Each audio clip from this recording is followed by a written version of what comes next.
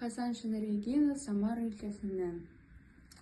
Бөрін үткән заманда, Болгар белән сарайда, Җаек белән Иделдә, Алтын Урда, Акурда.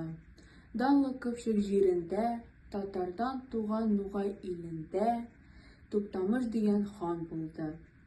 Ил булганга ил булды, яу булганга яу булды. Биләгәне кыл булды, әйдәгәне мал булды. Сарай дигән каласы 80 кеше арасы. Сары мәрмәр алтын таш 8 йортка дан булды.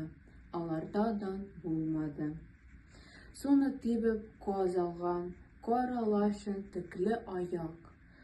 Аулашыны бар иде, 9 йортка дан булды. Азамат ир Туктамыш, Акбүз аты астында.